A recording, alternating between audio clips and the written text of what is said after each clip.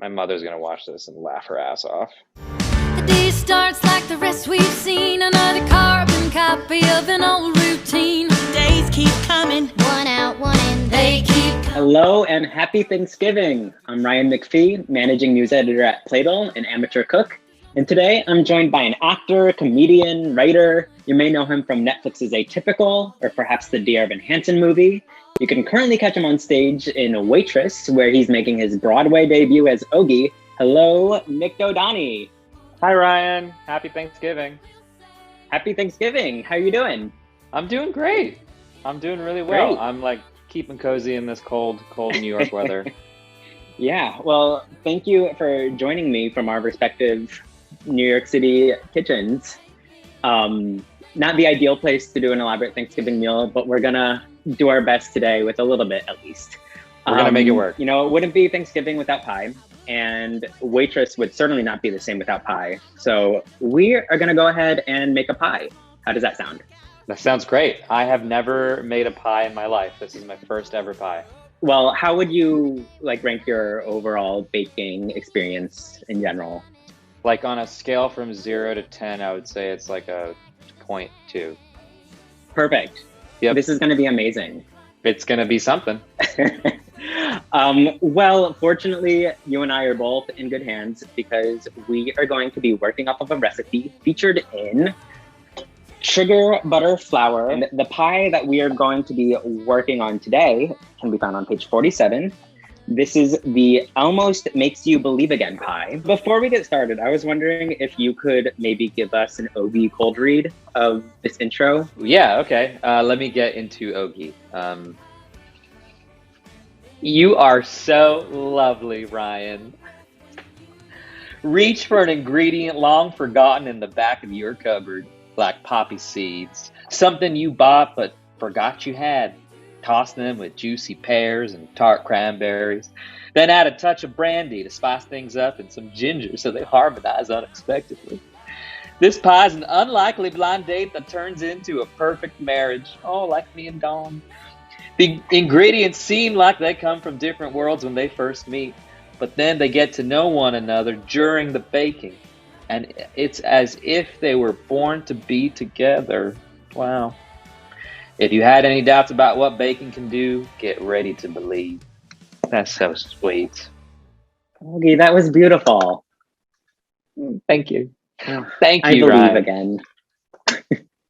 True love is real. So before we dive in, let's just do some quick housekeeping. Let's make sure that we have our ovens preset at 400 degrees. And we're going to take a baking sheet and we're Great. going to put it on the middle rack of the oven. All right, it's in the middle. We're going to dive right in with the hardest part first. We're just going to get that out of the way, and that's working with our pie crust. Pie crust can tend to be tricky because we want to keep it as cold as possible, and it's not going to stay cold the more we work with it. So this is a standard, you know, your basic all butter pie dough. You can use whatever recipe you like. There's one featured in this book. This one here, which I made, is pretty similar. You know, you have sugar, butter, flour, a little ice cold water. I added a secret ingredient that I like to use in my pie crusts, which is vodka. And that's for 3 reasons. One, the alcohol that's in vodka is going to inhibit gluten production while you're making the dough. So you're going to help it prevent it from being tough and gluey. That alcohol will also cook off as it's baking. So it's going to leave this light, flaky crust. And also when you make it, if you have any left over, you have a little treat. So we're just going to go ahead and lightly flour our sort of work surface. Let it rain with some flour. I see them do this in the show. Take a rolling pin. If you don't have a rolling pin, you could use an empty wine bottle. Perfect. Okay. And that's amazing too, because if you keep that in the fridge before you use it, perfect. So it's going to stay a little cold, and that's going to help you as you're rolling it out. Go ahead and give that a nice dusting of flour too. Oh, okay. We're just going to take our dough and we're just going to sort of hit it a few times to loosen it up. How thin are you getting it when you bang it with the thing? So we're not going all the way with banging it out. This is just sort of to get us started before we actually roll. Feel good? Yeah, why not? Okay, now we're just gonna roll it out, starting from the center. Okay. Let me go ahead and show you here. We're just gonna roll, give a little turn, roll from the center out. So we're trying to obviously make it the shape of the pie tin, right? We're roughly going for a circle, yes. Oh man, this is bad. This is bad, Ryan. Oh my Lord, it's cut in half. Look Oh what no! happened. Look what happened. I got stuck to the bottle. Okay, well, let's see if we can patch that up. Okay. You can use the little bits that are stuck to the bottle and make sure that you give that bottle another flour dusting before continuing. Got it. Got it. Okay. Oh my God. This GoPro shot is gonna be hilarious.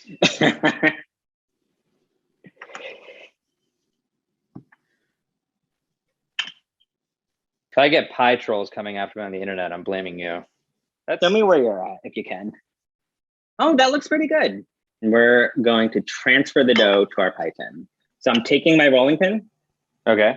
I'm gonna loop some of my dough onto it. Okay. Very delicately. You can see mine's tearing a little bit too. And we're gonna roll it just enough so we can lift it up and place it on our pie tin. Okay. Wow, our Jennas make it look so easy. Well, I feel like that dough has got to be I don't think it's real. stage ready. Yeah. It's probably much more forgiving than this. Ah. Oh no. And you could always patch it up if need be. Oh Lord, help me, Ryan. Oh no. Ah. Oh, let's see what's going on.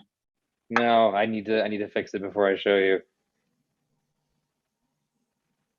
Yay! That does not look bad. It's just the edges that kind of need some fine tuning, but you have it all across the bottom of the pie tin, right? Yeah, but the edges. And it's going up the sides. Yeah. Has to be Yeah, perfect. just make sure any area that any area on the pie tin itself is patched up. You don't want any gaps. We're gonna go ahead and try and cut off any like hanging pieces. we want to look. Yeah, we want a little excess, but not too much. Sugar, Okay.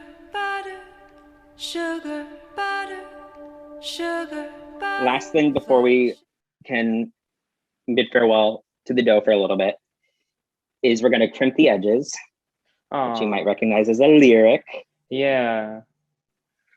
So what we're going to do is take your dominant hand.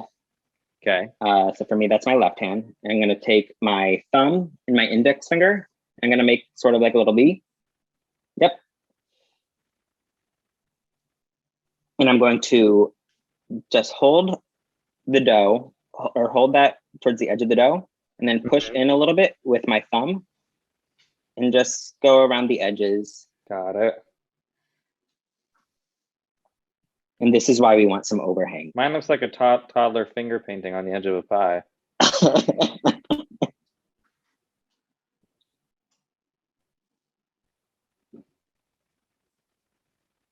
How does that look? Let's hold it up. Oh, that looks fine. Are you kidding? Good enough, right? Yeah. So we're going to go ahead. We don't have to think about this for a little bit. We're going to pop it in the fridge.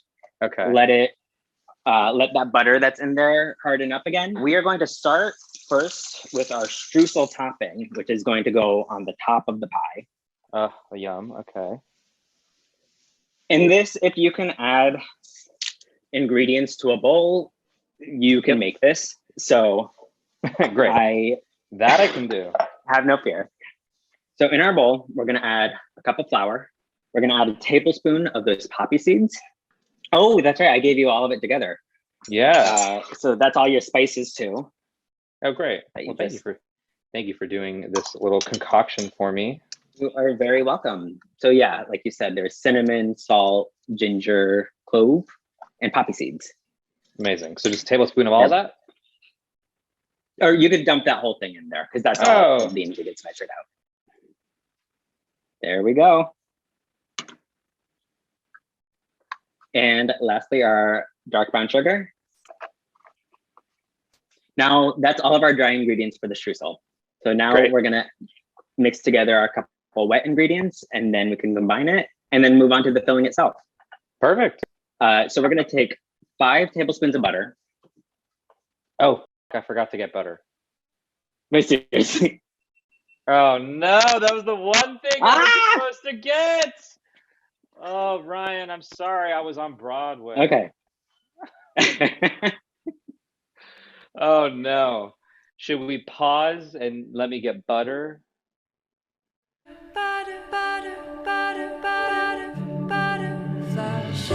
Okay, I'm back and I have butter. Success. Okay, perfect. Yay. So we're going to take 5 tablespoons of that freshly purchased butter. Great. And we're going to melt it. I'm just going to go ahead and do that in a mug in the microwave. Cool. All right, it's melted. Perfect. Okay, so we have our melted butter. We're going to go ahead and add a tablespoon of molasses to that. Great. That's good. Good purchase. Oh, very good purchase. Yeah, and you have some left over and you could sip it later too. I do. You said a tablespoon? I'm gonna add a tablespoon. Yeah, 1 tablespoon. All right, and that's into the butter, right? You said? Yep, into the butter. And give that a stir to combine it. All right. We're going to add our butter and molasses to the dry mix. As you do that, go ahead and stir that and combine it with a fork. So mine's coming together. You can sort of see you have pieces that are crumbling pretty easily. Let's see. Yeah, and it's like pretty crumbly and you have some sort of like little chunks throughout it. Yeah. Perfect. Okay, so like our pie dough, we're gonna pop this into the fridge as well. Okay, great. And move on to our last component, which is our filling. Yay. Okay, so let's go ahead and start with our pears. Okay. One thing I like about this recipe is there's no peeling involved. We don't have to worry about that. We're just gonna cut these up. So first, we're gonna trim the tops and bottoms off just a little bit, leaving us right like that. We're gonna cut that lengthwise into quarters, and then we're just gonna sort of remove that core from the middle of those slices. Got it. So just cut that out. And once you have those quartered, go ahead and cut that into bite-sized chunks. How bite-sized are we talking? So they're gonna cook down quite considerably, so you don't want them too small. I have them about this size, like each quarter I cut into maybe 4 or 5 pieces. So I gotta say, for someone who does not bake, I admire your willingness to just jump right into this. I feel like you've been doing that a lot lately. For someone who haven't really done a musical before, to go into the Dear Evan Hansen movie and now just a full-blown Broadway musical. Yeah, clearly I have no fear of embarrassing myself, so that's good. I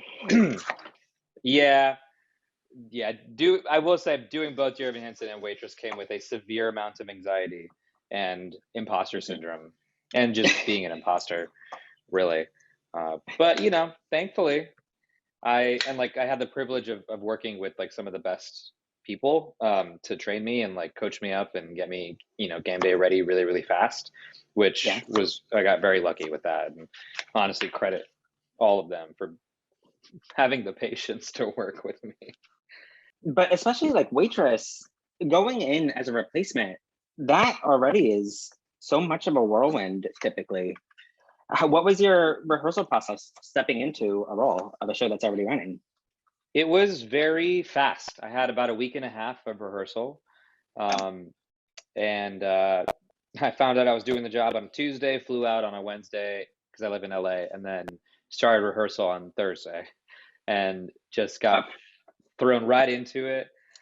Saw the show a couple times from the audience. Chris Fitzgerald, who originated the role, was back on stage, and he is just so good. Good is an understatement. He's phenomenal. He's a genius. Comedically, musically, like he's just fantastic. And so I felt a lot of pressure to jump right in, especially because I don't sing. I haven't done theater since I was like 13. Um, but everyone was so kind and supportive. I had this idea that Broadway was like kind of cliquey or like, exclusive, but everyone was just so welcoming and supportive. I had this fear that like being like the TV film guy, like coming in, it would be an awkward situation, but that couldn't have been further from the truth. It's been like truly some of the nicest people I've ever worked with. So despite a quick turnaround from, being cast and jumping into rehearsals, and in addition to that, seeing Chris's portrayal, you have found some ways to make Ogie kind of a new character, and certainly one with your individual stamp. I've seen shows multiple times with different actors portraying the same character, and I feel like every time I've seen it where it really works is they really bring themselves to it, and they're not trying to replicate what the last performer did. And so I wanted to take all the incredible stuff that like Chris brought to Ogie, but then at certain points I was also just trying to forget everything that I saw or heard that Chris did, so I could just kind of, if this was a brand new character, and I was coming in, and if I was originating it, like how would I do it? And then it was a matter of like going between that instinct, what Chris did, and then what the creative team is looking for, and kind of finding it with everybody in like a collaborative way. And the really cool thing is this creative team, for as long as the show has been on stage, like they're still so open to really kind of tweaking and making the character fit. And I also, in addition to that, decided a week or so into the show that I would make Ogie queer, which I didn't ask anyone, and they haven't told me not to, so I'm gonna keep doing it. And I feel like that brings like a nice gentleness to him that is helpful. His proclivities towards obsession, I think, are a bit more endearing that way. Yeah. Plus, we added the whole thing with the queer flag, pride flag. The pride flag makes a nice cameo in the second. Yeah, during Bad Idea Reprise, and like that to me, I was like, that's incredible. That is new for this run of the show. That was not in the original run, and so it just made sense. Like they're having sex in Revolutionary War outfits. Like he's a little kinky. And that's inherently queer, I would say, anyways. Yeah. Well, maybe not the Revolutionary War part of it, but who knows? Maybe there's some folks who are into that. And I hope they feel seen. And it's cool with this audience. I mean, because I feel like a lot of our audience members are like diehard Waitress fans who have seen it many, many times. Like on the first show, my mom came and she sat next to someone. It was like their 26th time at the diner. And I was like, whoa, like that's amazing and wild. And so to be able to like play for them too, knowing that like they know so many different iterations and versions of the show, and I get to offer them up something new. And if they like it, great. If they don't, then I'll cry later. But ultimately, it's really fun. Oh, I still have one more. Yeah, well, that's good that you're giving. Oh, surprise pear. Sorry, this pear was hiding from me. Should I put this in a bowl? Because I'm running out of cutting board space. Oh yeah, go ahead and toss that into a mixing bowl of the different chunks. Pears are ready. Yay, great. Do you have a larger bowl? Ooh, there's a big cast iron thing. Oh, yeah, let's use that. Great. All right. Should I dump it in? Yep. Throw your pears in. Great. While you're at it, we're going to add 2 cups of cranberries. Just whole, fresh cranberries. Great.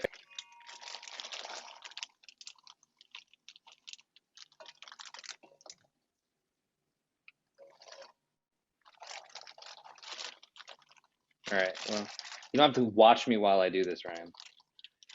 Oh, I'm riveted. In addition to this, we're going to add the zest of 1 lemon. We're going to go ahead and add a 1/2 cup of granulated sugar, your white sugar. Our filling spices we're going to throw in. We have, again, some cinnamon, ginger, and salt. Apple cider vinegar, about a tablespoon. We're going to add about a tablespoon of brandy. Ah, yeah.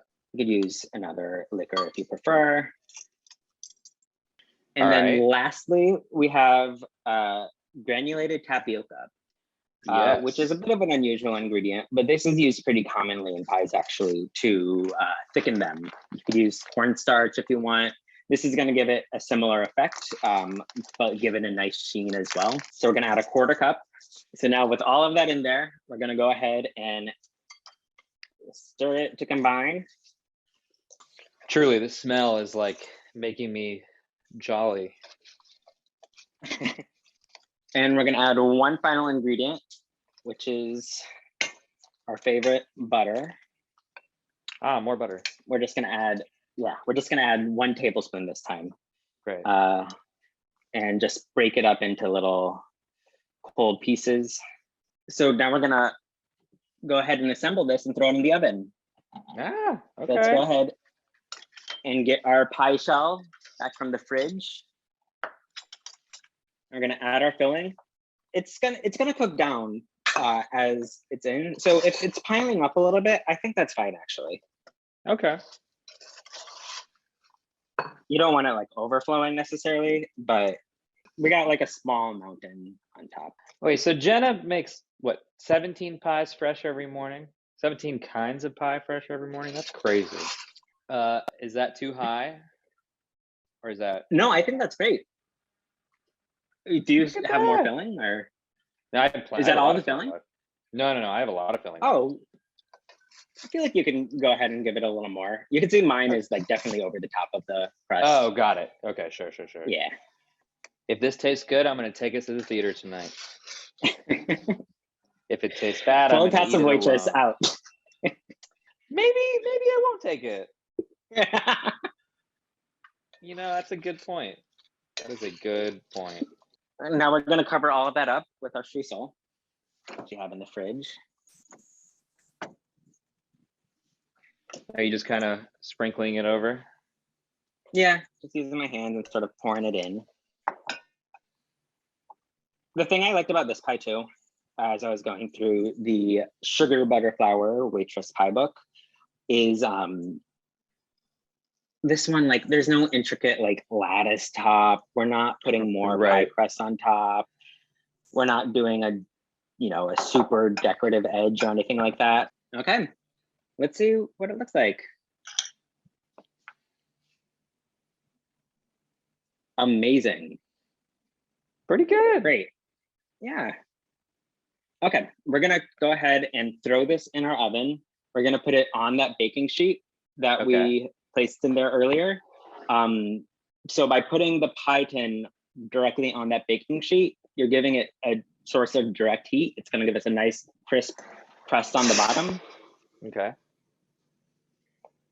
So go ahead and just toss it in.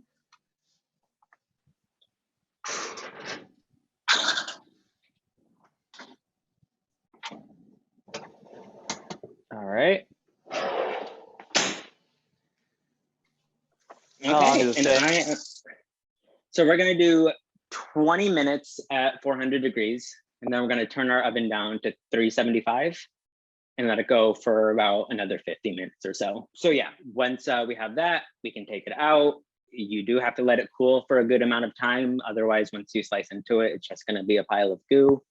And yeah, and then it'll be ready to enjoy. So I'm gonna go ahead and set my timer right now for 20 minutes. Okay, great. 20-minute timer has begun. Great. So now we just have to wait for the oven to do its thing. So yeah, we can just tidy up for a little bit as our pie cooks in the oven.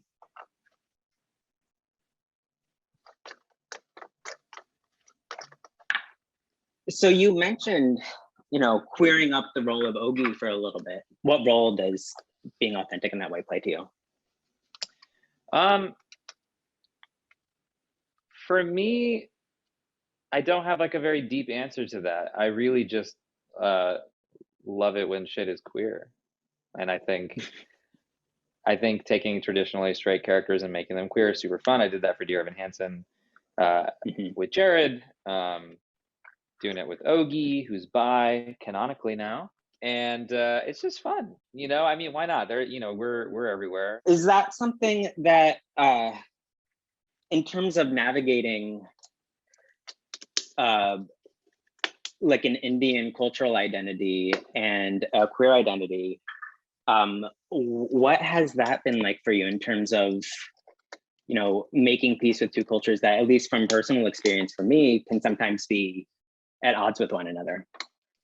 Yeah, um, it's been a journey for me, but then I remind myself, so 25% of the global population is South Asian. And if 10 to 20% of that is queer, that means there are tens of millions of queer Indian and queer South Asian people just walking around everywhere. And I'm like, all right, it's not that crazy. Like, it's not, you know what I mean? Like, we are here, we've always been here. Indian Yeah, culture we're is out so, there. yeah, Indian culture is so gay. And like, I, and so it feels like they go hand in hand once I got past, that initial homophobia and all that icky stuff. But not to say I'm like past the homophobia and don't deal with any of that, because I certainly do. Certainly do. And I think that's always going to be there to some degree, but I do think things are changing, and I hope that by just being openly can help push us in the right direction. I know you're at work on bringing a story of a young Indian with queer themes as well. Yeah. So I adapted a novel called Blue Boy. It's by an author named Rakesh Satyal, who lives in New York and who actually bakes pies all the time. Um, Oh, so maybe I'll give this pie to him if it tastes good. Even if it tastes bad, it'll be kind of funny. Um, but yeah, it's a story about this 12-year-old Indian kid in the early 90s Ohio, who's just like a mischievous little brat who thinks he's turning into the next reincarnation of Krishna. Um, and it's about him like trying to win his school's talent show and navigate his parents and navigate his school. And it's just like a very fun, weird, silly, quirky coming of age story. Like if you liked Eighth Grade or Little Miss Sunshine or uh, Lady Bird, like those types of films, like it's very much in that world. Except instead of starring a young white girl, it's a young little brown boy. I feel like he would probably love this pie too if he's perhaps the reincarnation of Krishna, because there are 2 sticks of butter in this pie. Not enough for little Kiran, that's his name. But it's a good start. It's a good start.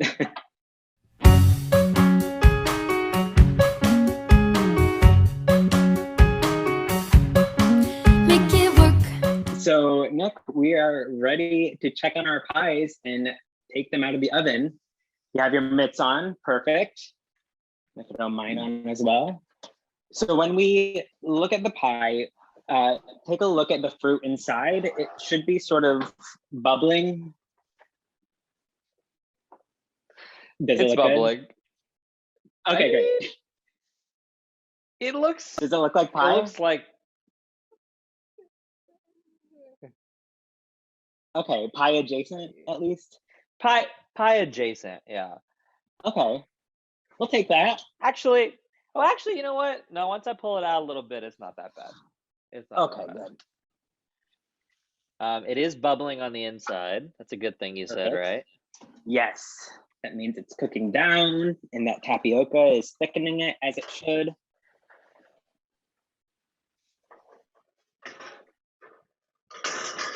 Ooh, it's a heavy pie.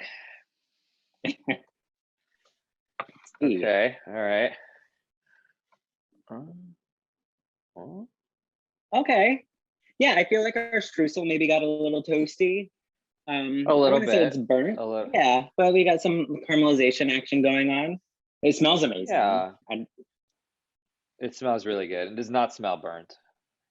I'm gonna show it to that camera. You said we gotta let it cool, Cool. right?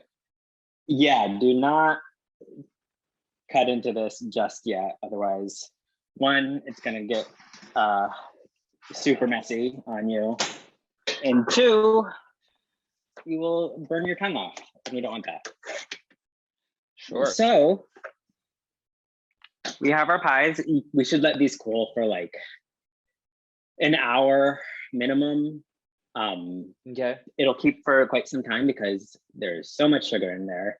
But yeah, Nick, thank you for baking along with me. How do you feel about your baking expertise now from when we started to where you are? I feel like I've gone from a 0.2 to like a 2.